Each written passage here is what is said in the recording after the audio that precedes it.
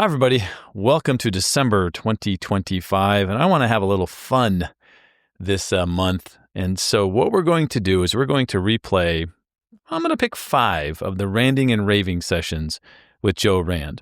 In these sessions, we had a caller call in and give Joe a question that he had to answer.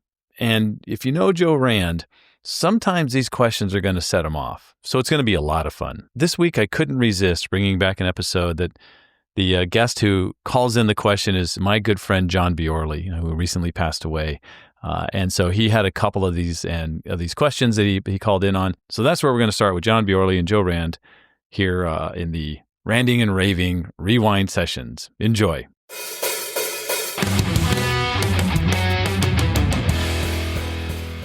Hey everybody, welcome to another bonus episode of Randing and Raving. We are back with Joe Rand, real estate raconteur.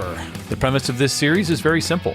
We have listeners call in and leave a question or a comment for Joe to respond to. Joe has no idea which voicemail I'm going to play for him, and we just sit back, relax, and let Joe go. So let's get this show on the road. Joe, it's June. You made it. We've been doing this little Randing and Raving now. I think this is episode 12, and you've been just so happy about June and the 2 weeks of summer, quote unquote, in New York. How you doing? I am totally miserable, Bill. I got to tell you, I am ready to jump off a cliff. We went through Memorial Day was weather was terrible. But here's the thing. Here's why I'm in such a state right now. Like, I love June but the thing that hangs over my June, like a specter, like a dark shadow over my June, is my wife's birthday is at the end of June. June 28th, my wife's birthday. Oh. And this one is a particularly big birthday. There's a 0 on the birthday. So this is a momentous one. This is a big one. Bill, yeah. You got to make sure you do. Yep. On my last 0 birthday, I'll just say it's my 50th birthday. My wife's younger than me. I remember my 30th, Joe, and it's a big birthday. You remember your 30th? No, I thought I'm talking about your wife. Yes, that's right. It's her 30th. Well, I just said mine was the 50th, and so now people are like, oh, he's one of those guys whose wife's 25 years younger than him. My wife is younger than me, but in a totally appropriate way. Let's just say that, Bill. It's not. I'm not robbing the cradle, but yet she is significantly and substantially younger, and looks even younger than that compared to me. She's a lovely, beautiful woman. I love her dearly, and it's her birthday, and I have to particularly honor this birthday. But boy, it is buying a gift for a 0 birthday. An 50th whatever birthday. It is, the pressure is on, Bill. And throwing a party in the middle of we're finally at the cusp of post-COVID, we could actually have people do stuff. And I've been trying to find something to do nice for her birthday. For my 50th birthday, she came up with this idea, and we did this concert in a local jazz club where I performed with the house band a bunch of songs that I'd written in college that had never been performed, had never even been charted. I used to write music, Bill, but I never performed in public. I play the piano a little bit, and I used to sing in college in an a cappella singing group, so I can sing reasonably well. All right. And I can play the piano just a little bit, just well enough to be able to bang out chords and things like that. But I had written music. Right. I've written probably a dozen songs, and then probably pieces of another 15 or 20 songs. But I had 12 completed compositions that, just pop songs. Right. And I'd never, except for one that we performed in the a cappella group that I'd written, and then we got it arranged for a cappella, and we started singing it. And in fact, that song is still the group that I belonged to at Georgetown in the late 80s, because I'm really old. The group 30 years later still does that song, still performs that song that I wrote. We need to know. Proud of that. We need the name before you can continue. First of all, I don't even know you anymore. I need to know the name of the group that you were in, the a cappella group at Georgetown. I was in a group called the Georgetown Chimes. It's a group that goes back to 1946. It's an all-male a cappella group, 4 parts. It's a wonderful group. It And very and you fraternal. are you are I was a second tenor, or what we call a lead. a lead, of A lead. course, I of was a course. lead. Of course, I was a lead. I was What doing we the call a solos. lead. Yeah, Yeah, yeah. I was doing solos. I was the front man, Bill. I was the front guy. I was doing the big song. That was me. Personality guy. That's what all the So leads have personality. no, wait. I've got to interview you now. I'm going to interrupt your rant a Yeah. little bit. Okay. Your rave, whatever you want to call it. So if I said to you, "Hey, I'm going to play this song. I'm going to put it in. Let's go. The key is going to be B." You're like, "Okay, cool. I got that." It's tough to, Or I don't E know. or I'm G. not that sophisticated to know whether I would have to know like what the high note is. And I would really Okay. have to, and plus it's been 25 years. So my range is not what it used to be. But so, I'm not Okay. really a musician. That's what I'll say. I have Okay. some talent as a singer, limited talent, less talent as a pianist. But You. I mean, here's the thing: I am relatively creative about stuff. So when I did get into music in college, I started writing songs. So like I haven't really written anything since from a song perspective, and I never really kept up with it. But like I come up with stuff, and so I wrote some songs, and some of them I think are still pretty good, and they were fun. And I'll send you it was videotaped, so there's some video Wow. existence of this. And I still sing occasionally. I sing. Rob Hahn has karaoke night at most of the Yeah. Inmans, and I go to his Your karaoke night and go-to. I perform with him. And he's Your been very nice to me about that. your go-to karaoke song. You only get one song. You got to impress the hell out of somebody. What's the one song you'll sing? I would sing "The Beatles Come Together" because Wow. I can do a version of "Come Together" that is very gritty Ooh. it sounds very different from the original. So it's sort of like an original take on the song, which is what you want. You don't want to like try to sound like you don't want to try to do the song like the person that does it because then you're a pale Yeah. imitation. You got to do a Yeah. take on it. You got to do something a little different. So I do a Wow. little bit of a take on Come Together, which is a little more, I don't know how to describe it. And I'm not going to do it now. So don't even like try queuing up something. I'm not. Plus we I can't wouldn't do that think of because we don't have asking the you to do rights to now, but I'm looking for videotape, as we call it here on the that. show. There's a video there. I've posted to Facebook some of the videos of some of the songs that I sang at my 50th birthday with the band, with my wife there. Wow. So that was bring it back. That was Okay. my 50th birthday. So man, she gave me this wonderful gift where she allowed me to, dredge up this music that had never been performed in front of like 50 or 60 of my closest friends in New York. And it was just this wonderful night. And like, what am I going to do? Take her to dinner? Like, what the hell do I do? And then I have to get her a gift, Bill. A gift. I know now. I now know why your June is miserable so far. I Miserable. get it But totally. like most years, I don't have this. Like if it's her, if it's a regular I, birthday, it's just a little bit of yeah. pressure. Like everybody's got the pressure. Yeah. You got back, but this is like a very heightened pressure, Bill. I'm very nervous. How do I and a gift, Bill? I've been with this woman 25 years. I can't. There's no more jewelry. I've bought her like every possible like combination of earrings and bracelets and rings and necklaces and like all the different stones. Like there's nothing left. I mean, yeah, there's Joe, jewelry it's left that I it could go spend it money, but I just mean like everything, whatever I would buy her, she already has something that's like basically, a string of pearls. Like she got string of pearls. You got earrings. I got earrings. I got, she's got it all, Bill. it's I'm got a to be very an generous man, experience. Bill. I've It's given her everything.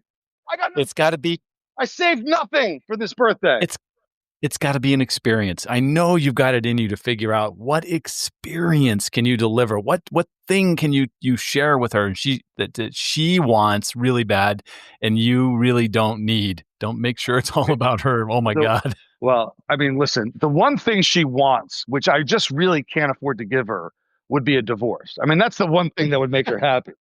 I mean, to be free of me after all these years, to be able to go out on her own with her, the fit boot camp body that she's built, and she This looks really so wasn't. wonderful, and she's stuck with That's not where me. I was going. No, That's but not where I was going. that's the experience she wants. She wants the experience of like having a new Freedom, husband. That's the one thing freedom. that would make her happy, Bill. Hmm. Somehow I know you jest. Yeah, Yeah. you're gonna you Oh have a yeah, lot of yeah. work I'm to do. just kidding, We Bill. Of course. yeah. In fact, we probably should get on with this episode Yeah, because you got some work to do. yeah. I got to go figure something out. And if anybody listening has some good ideas, I know all you Russian bots. You've got access to lots of dirty gold and diamonds from the mines that you plunder. By the way, for any Russian bots listening, I've never used that term. That's always Joe Rand. Okay, let's go to this. Let's go to this week's question. Let's hear the question. Hi, this is John from Phoenix. No, not Mississippi. Phoenix, Arizona. And I really just have an ethics question, something that I recently experienced. It's a busy day at the grocery store. You finally get everything in the trunk, and that's when you spot the $5 item that definitely wasn't paid for. And I'll add that there's ice cream in the equation, and the girl moving the carts in the parking lot won't take any amount of money to fix this. As a matter of fact, the more you offer her, the more it frightens her. So I'm just wondering, what does one do in that situation? What do you think most people do? And I could even ask what you think a realtor might do, but I'd hate to have a bunch of bad apples shed a negative light on the entire profession. Thank you. All right, John from Arizona, who I do not know, whose voice I do not recognize. Sometimes we know who the caller is, so I'm able to talk a little bit about them in a hopefully fun way. I don't know who John is. I will say this: he's like at least our second, maybe third caller from Arizona. So we must have like really good demographic penetration in Arizona, besides Odessa and Arizona be the two places that we do very well. And the bot home headquarters, as well as Arizona. So it's good to have somebody else from Arizona calling in, and who's going into summer, which is the time of year in Arizona when you never leave your house. That's and I will say this, Bill, because I've always felt like I really couldn't live in that kind of climate. Like it's too hot. I don't like the heavy heat. I don't know, it's a dry heat, but it's 110 degrees. It's pretty damn hot. I don't care whether it's dry or wet. 110 degrees, 110 degrees. But what someone said to me, which I thought was so smart, who lives out there, and I don't know if it's that novel an observation, but she said, if you live in like the East Coast, you never leave the house in like December, January, February because it's too cold.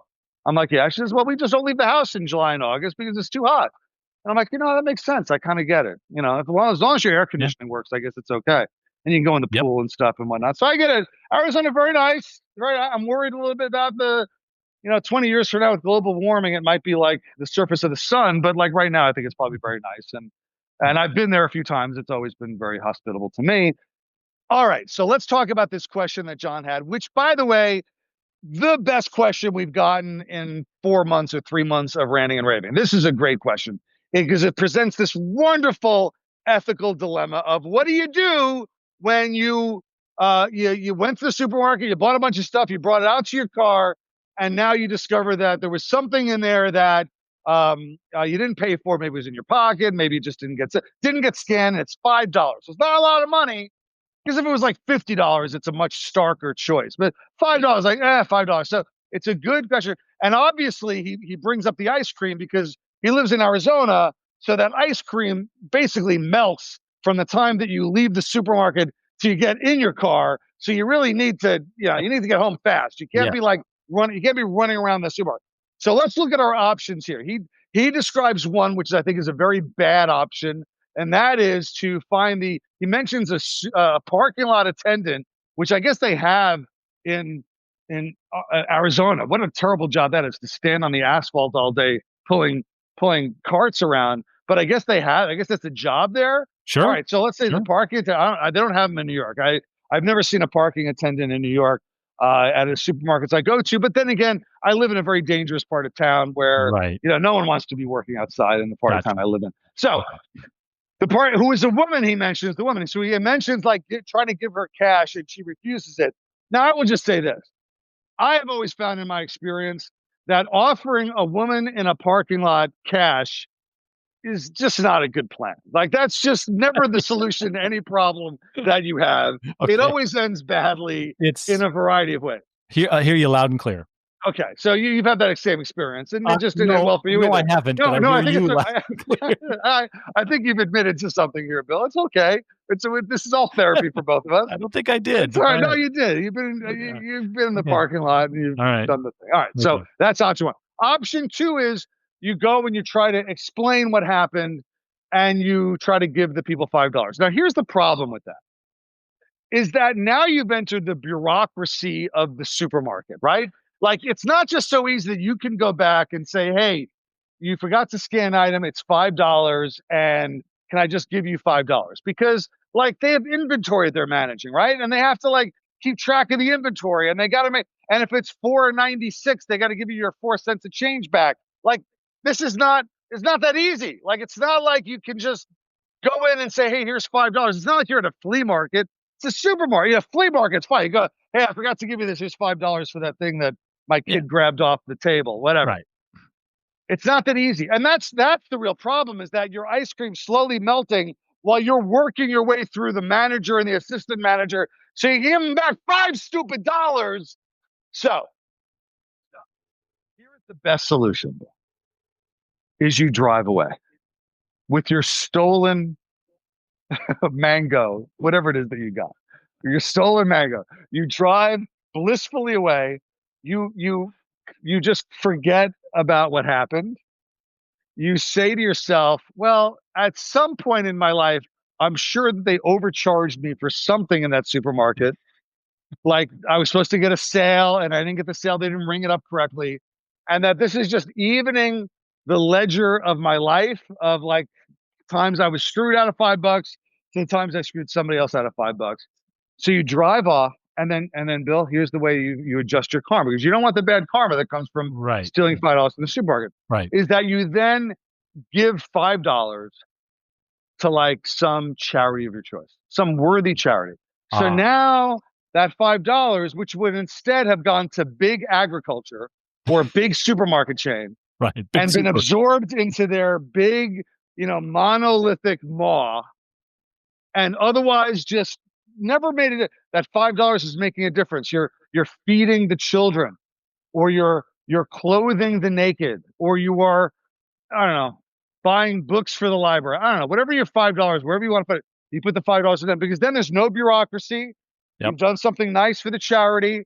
You didn't create, I mean, I'll be honest with you, Bill. I know that like you're shocked by this because you're saying you really should go back and give the $5. But you know what? Nobody that works at that supermarket wants to spend 20 minutes figuring out how to account for your $5 mango that they forgot to ring up. Nobody. They don't want that. They'd rather just chalk it up to like shoplifting and be done with it. They have an acceptable rate of loss in the supermarket. They know that some percentage of their stuff is going to walk out. And they also know that some percentage of the time they don't ring up the sale and they get over on somebody. Like, so they know it all balances out. So shrinkage is built into the P&L, is what you're telling me. Yeah, that's exactly right. And so you take that $5, and rather than bring it back and cause all these problems for everybody at the supermarket, you go and you give that $5 or the mango. You can give the mango itself if you really want to, wash your hands of the whole thing, and you go give it to a charity of your choice. And thereby the universe is restored. The karma is balanced. Everybody wins. You win because your ice cream didn't melt. The charity wins, and the people that work at the supermarket win. And then the only people that don't win are the people that own the supermarket, but they're all a bunch of capitalist pigs anyway, Bill. So we don't care about that. So I have this question for you. Are a very highly educated attorney, who actually taught law at Fordham. Yeah. This holds up in the world of law? We're all good with your answer?